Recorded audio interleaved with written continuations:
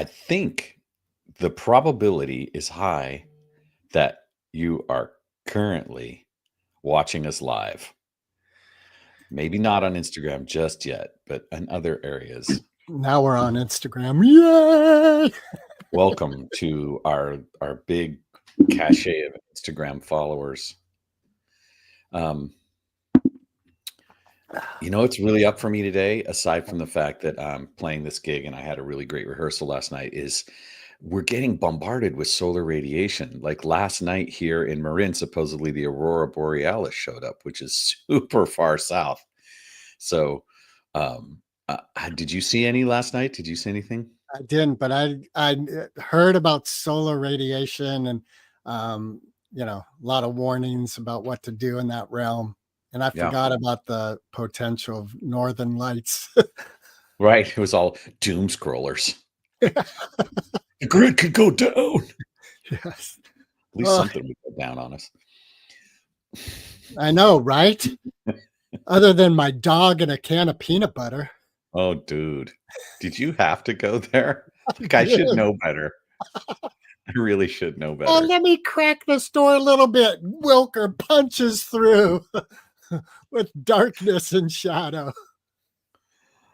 Oh my God. God, I've really been this morning for me, I've just been kicking myself. Like for 3 weeks, I think I've just been a lazy fuck. And this morning I was like, all right, time to change course. Good luck with that. Thank you. I love what Jim Carrey said about being depressed. He said it's your system's way of letting you know that you need deep rest. So, as someone who advocates kind self-talk, even in the face of what might be underperforming, like being lazy, as you put it, like I think it's optional that we give ourselves a hard time about it. It is optional. For me, that testosterone soaked wet towel snapping my ass works. Got it. It reminds me of a guy named Jim Carroll who wrote a book called The Basketball Diaries. He also had a band called the Jim Carroll Band. Yeah, all my friends, they died. Right. And one of the lines in that song is, "I've been redeemed through pain, not through joy." Yeah. Right. And I sense that in you when you say that the wet towel trick is the great way to get you motivated. Yeah. What's interesting is one of my favorite lines from that punk era is throw myself against the wall, rather feel bad than nothing at all. Got it. There's such an interesting dynamic in that of, feeling so disconnected and so traumatized, really, that you have to hurt yourself to feel something. And it brings up like all the different ways that happens. People do cutting, they do all kinds of bad drugs. Like to me, I never understood people who took speed. And it just seems like throwing yourself against a wall, right? Now, I Right. get it if you're driving a truck and that's your living and that's the only way to make it home safe or whatever. I get that. And I guess the same would be true if you were a motorcycle group and or a motorcycle club and you're on a long ride and you want to get home, right? So taking speed as probably was part of the biker community at some point, and I'm generalizing here. Yeah, so I get it. I had to give up coffee, so that's just I can't really go anywhere near that sort of thing. Well, inebriation was a part of your life at one point. I'd say I'm still inebriated in some regards.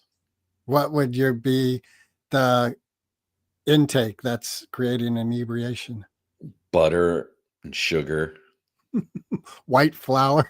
Yeah, the white Hostess. flour part's pretty good because I live with someone who's highly gluten intolerant, so I've managed to find all the ways around white flour, except for the occasional trip to rustic bakery. Right, and if for those of you who don't know, Rustic Bakery, you've probably seen their crackers at Costco, but they make fresh pastries, and they're really good, and They're I don't delicious. once or twice a year is all I'm allowed. Yeah. Oh, and we're heading into that season of sugar and white flour. You know, it's so funny what we do to people on Halloween. Like we have this whole ritual where we go around and we give candy to all our children, and then we wonder why there's a flu season. Like we get everybody all inflamed on sugar, and then Yeah. we go, "Why are people sick?" And, you I know, so just out of curiosity with this whole thing with Course in Miracles, and one of the premises is these things that we imbibe really do not have any impact on who we really are, our true nature.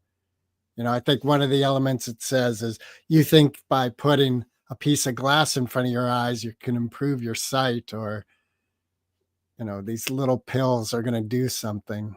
well, with my prescription, I definitely improve my eyesight when I put the piece of glass in front of me, and I love my supplements, man. I take turmeric, I think on some level, the vehicle, right, the body, Right. does play a role in how we experience a level of connection. And I think one of the core elements of the whole A Course in Miracles, ACIM, for those who prefer acronyms, is this idea of what brings us into a conscious awareness of our our our connection, our oneness, as opposed to this consciousness of separation. And so, um, having substances that you take, like broccoli, if they help you feel more at one with the universe, by all means. And if your particular version of that is microdosing psilocybin, well, that should be your choice to a certain degree. I mean, I don't think I want my heart surgeon tripping balls while he's doing heart surgery, but I never had a problem with Jerry Garcia doing it, what he Hmm. does, right? So, you know, Yeah, look where it got him.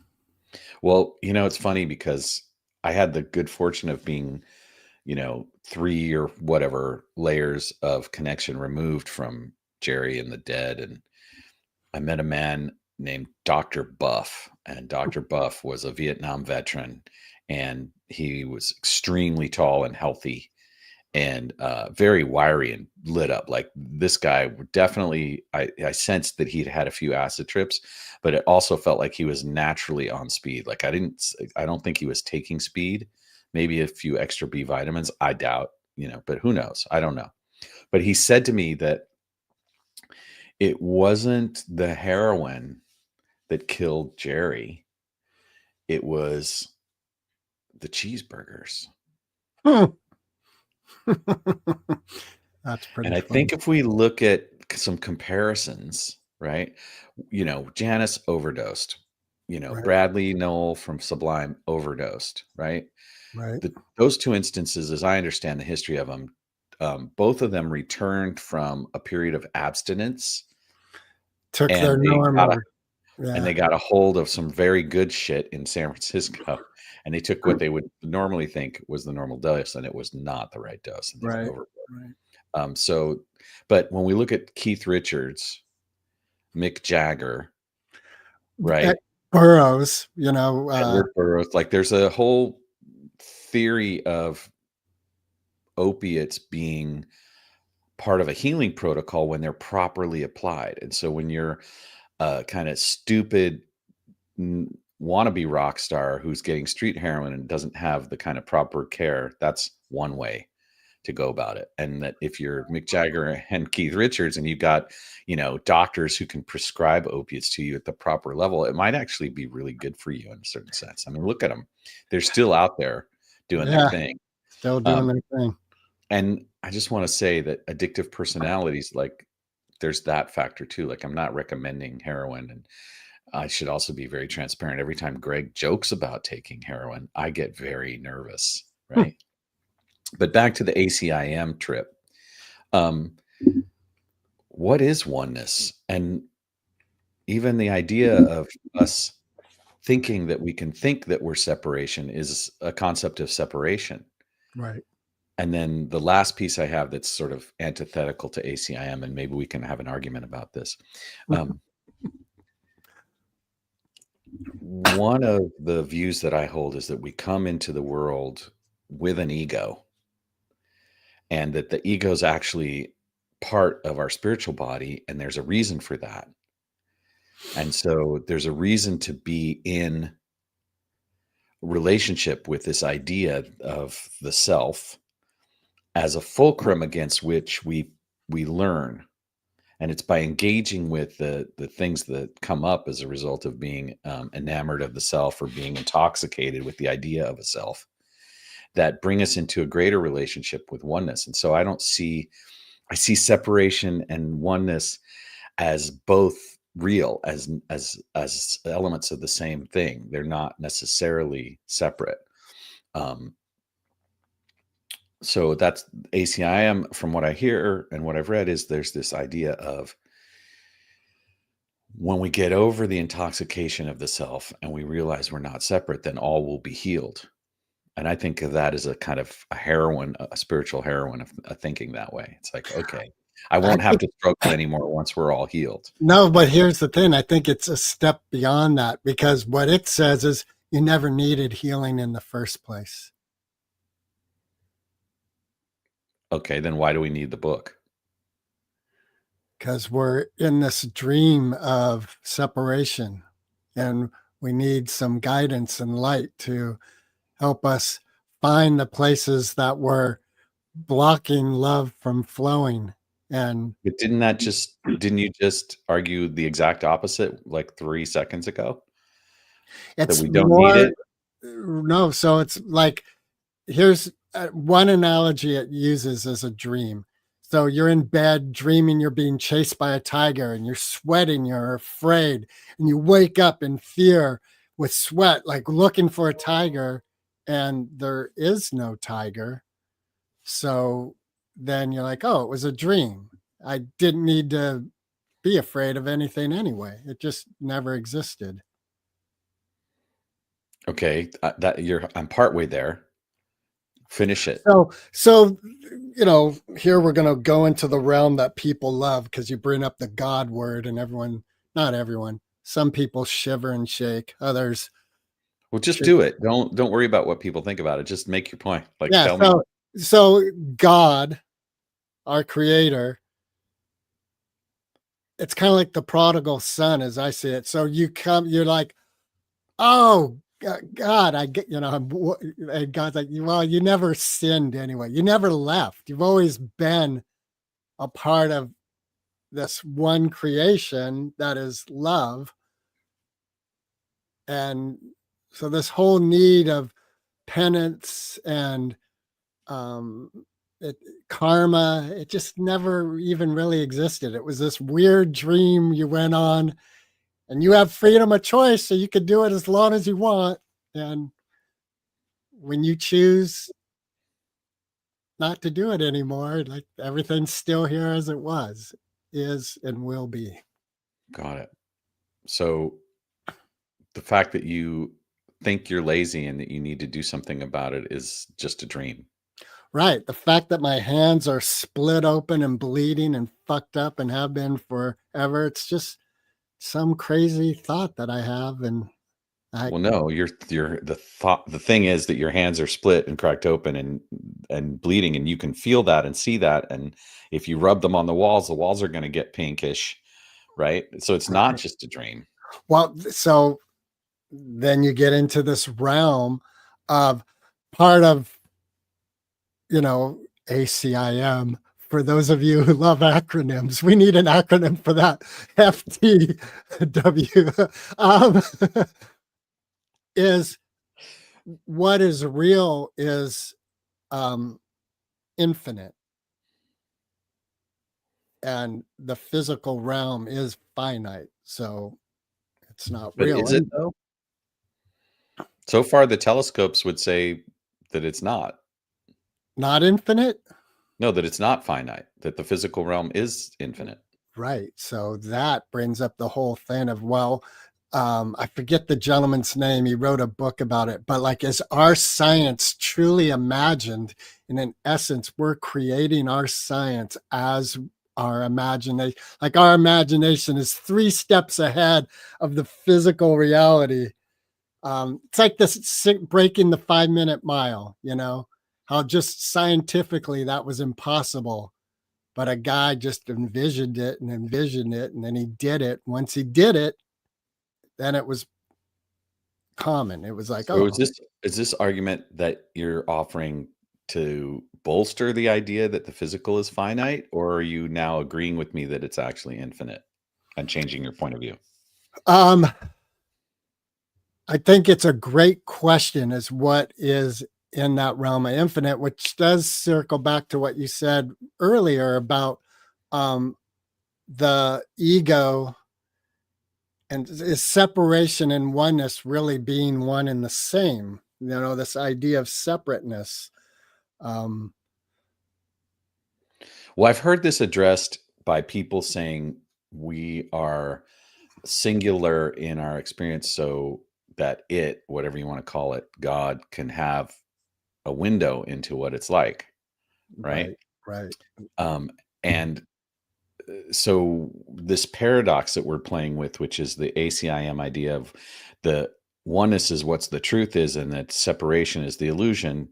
And then I'm bringing in the postulate, well, that one of the things that's a functional part of being in a human body is the idea of an ego, and having the experience that relates to that, and making choices through that as part of the deal, and why we come to these bodies, if we, we'll just accept that. So it's like, I don't it's like egolessness seems like another form of chaos, right? Because why would you deny what's real?